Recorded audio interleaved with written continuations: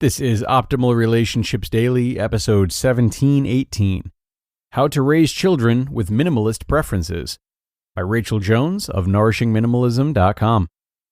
Hello, everybody, and welcome back to another parenting edition here on Optimal Relationships Daily, the show that is all about improving your relationships through the daily narration of different articles that teach you all about relationship skills and approaches. I'm Greg Audino, the guy reading to you each day. And today, I will be sharing another one from Rachel Jones of Nourishing Minimalism, this time about how to instill the value of minimalism into your children. So let's see what Rachel's got for us as we optimize your life. How to Raise Children with Minimalist Preferences, by Rachel Jones of NourishingMinimalism.com. Before we get into the how-to part of this post, I would like to issue a disclaimer. You can do all you can to influence a person, child, and in the end, there is no guarantee what their preferences will be, how organized they'll be, or if they will care even one iota about the state of their surroundings, at least enough to take their own action to change it. Situations in our life will affect us and mold us to an extent, and an extreme can lead to severe habits to try to compensate the other extreme. So, as you walk through this life with your children, keep a balanced perspective. Be flexible on the number of items they own. Don't freak out when they bring dollar store stuff home from a birthday party, and don't force them to hang on to things because you see the sentimental value to it. Start young.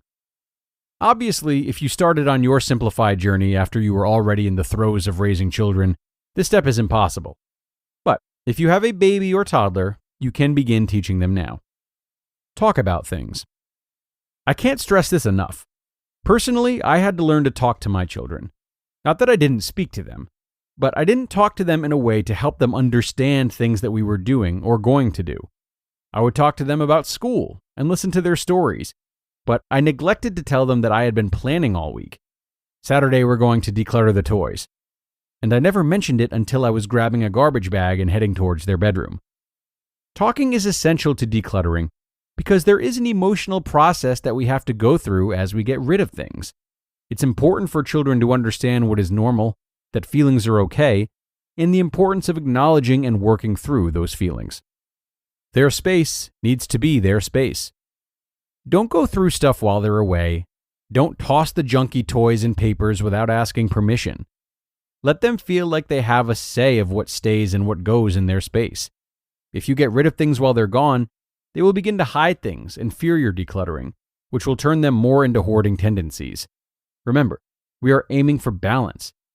As you help them think through what they should keep and what they should discard, avoid pressuring them to keep certain sentimental things.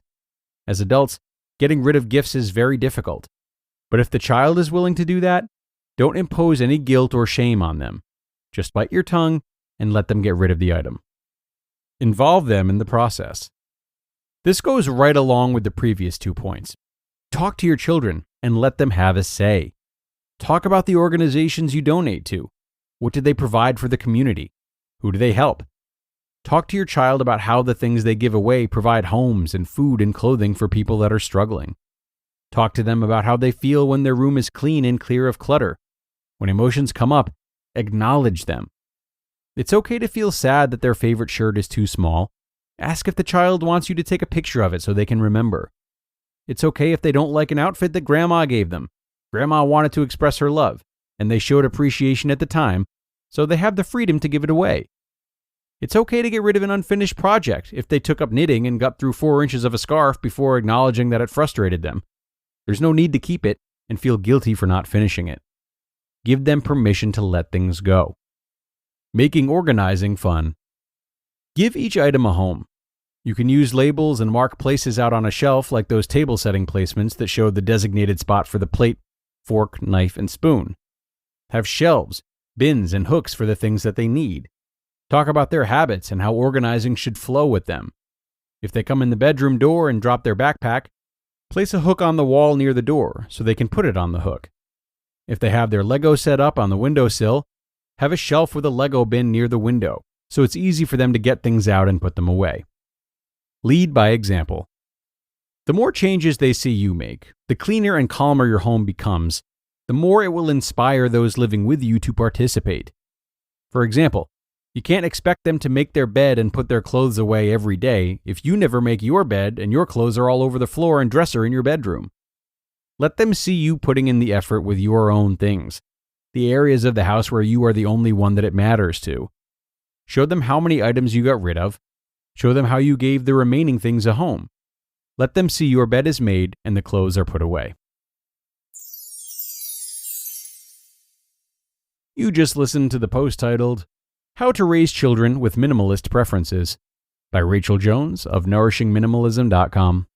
Now, for those who don't know, living a healthy lifestyle is something that I really try to emphasize.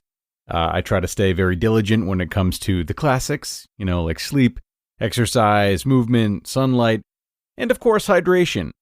Introducing our sponsor, Liquid IV, the category-winning hydration brand fueling your well-being. One stick of Liquid IV in 16 ounces of water hydrates you 2 times faster and more efficiently than water alone. It has 3 times the electrolytes of traditional sports drinks, contains 5 essential vitamins, B3, B5, B6, B12, and vitamin C, and is made with premium ingredients. And I assure you, it makes hydrating very easy.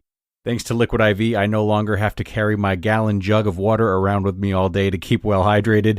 True story, I really used to do that. So, grab your Liquid IV in bulk nationwide at Costco, or you can get 20% off when you go to liquidiv.com and use code ORD at checkout. That's 20% off anything you order when you shop Better Hydration today using promo code ORD at liquidiv.com. Okay, and thanks to Rachel for that one. Another mother who dares to involve her family and children in minimalism. Not always an easy task. That's why I love this list of hers today. And I really love all the emphasis on smoothing the emotional transition for kids especially. Of course, that goes a very long way for all of us, not just kids. And it strengthens communication while simultaneously forgoing any surprises. And make sure that while you're communicating what this minimizing is all about, you're not just explaining why it's happening, but also explaining how it will benefit them so that they have something to look forward to. Maybe they'll have more space to play. They'll have more time on their hands. They'll help someone so much by donating, etc. Surely, if you are a believer in minimalism, you can see how it offers a host of benefits to all areas of life. So, consider how these benefits align with your child's values, and really focus on those particular benefits when explaining all of it to them. And with that, we have reached the end of another great episode, parents. Thank you once more to Rachel, and thanks to all of you for being here and listening, subscribing, and sharing. Have a terrific and safe Friday, and I'll hope to see you again tomorrow for the Saturday show. That's where your optimal life awaits.